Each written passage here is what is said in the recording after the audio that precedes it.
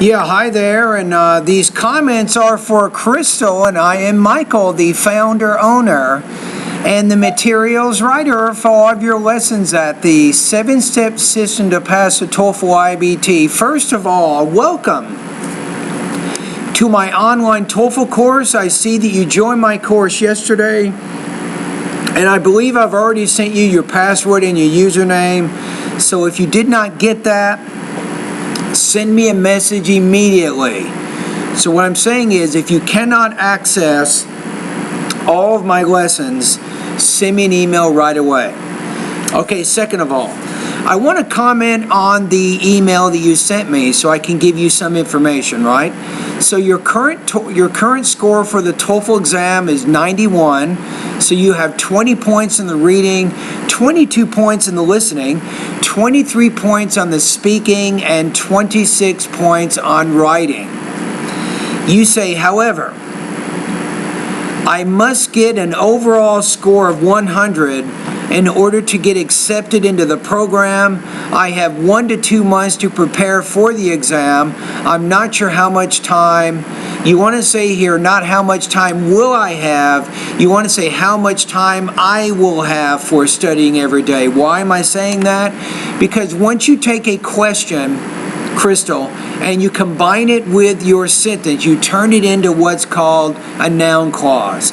And noun clauses take statement, not question word order. So let me just give you an example. If I say, where is Tom? Right? Now if I say, I do not know where Tom is. So that's correct. I don't say, I don't know where is Tom. That would actually be incorrect word order. So put this in your notes.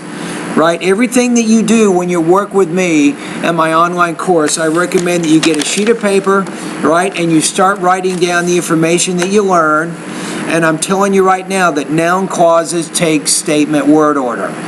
All right, so you want to go from 91 to 100. You say that you have 1 to 2 months to prepare for the exam. You say, so you want to try to study 3 to 4 hours a day. I'm going to go for 2 months. I mean, to go from 91, which is already a high score, and you want to go to 100, which is 9 points, I would recommend 2 hours. I would recommend 2 months of study and studying 3 to 4 hours every day. That's going to be very, very helpful for you. All right, so I tell all of my students this. I'm going to tell you the same thing, but I think that there's some things that you can do right now that are going to help you with your overall academic English language ability. So my suggestions, they do not just help you with the TOEFL exam, but my suggestions will help you with your long-term academic English language abilities. Right? That's the most important thing. Of course, this is going to help your score too, right? Okay, so I recommend reading every day. You're probably already doing this, but I want you to read today, tomorrow, every day for the next 60 days. I want you to read for about 30 minutes. Focus your efforts by reading newspapers, magazines, and books, right? That's probably my first suggestion. My second suggestion is that you also practice maybe 30 minutes a day with your listening. In this case, watch English TV if you can, and focus on news, documentary, history, and especially science programs. So right now, maybe 30 minutes reading, 30 minutes listening. So as you're doing these first two suggestions, my third suggestion is that you really work on your note-taking, because it's what you do with your notes during the reading, listening, speaking, and writing that makes all the difference in your TOEFL score. I'm serious. So really focus on getting the main points and the most important supporting points of the reading and the listening passages. That's suggestion 3. So 1 reading, 2 listening, 3 note-taking. My fourth suggestion right now is I want you to write. Your writing is actually not bad, but you can still work on it a little bit. How about write 1 academic summary each week? Each summary should be about 250 words. Just keep you in the habit of doing writing. Okay, so that's part of what you should be doing right now. So that is my fourth suggestion, is to write one 250-word summary each week using your notes. You're going to be writing about a reading or listening passage, or better, you're writing about a reading and a listening passage showing how the sources connect. That's even better. Okay, now my fifth suggestion is you should also be speaking about the reading and the listening passages using your notes. So in this case, I want you to do at least 12 oral summaries each week. Each summary should be about 60 seconds. Now, again, as you do the oral summary, I want you to record it. You should record it and then play it again. I don't have to hear this one, but play it again and really pay attention to your delivery, language use, and topic development. So those are my first 5 suggestions. This will probably take you between 1 and 2 hours every day.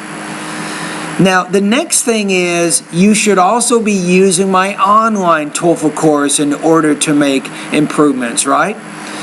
So for you, I recommend, based on your goals here, your writing is already pretty good. However, each week I want you to go to the writing part of my course and do one independent and one integrated writing practice test. So each week you'll do 2. You're already doing one other one, remember, with the first 5 suggestions. So in addition to that one, you're doing 2 more. Now these independent and integrated writing practice tests, I will actually read them and score them, or my teaching assistant will do that. So I want you to get some feedback in that area. Now, in addition to that, you should also be doing a lot of practice with the speaking and the pronunciation areas of my course, really. And you can post your independent and integrated speaking practice tests. You can post them online for me, and I will comment on them the next day. So you can start getting feedback in that area. So my goal is to help you move your speaking at least 3 or 4 points higher over the next 60 days. You see that?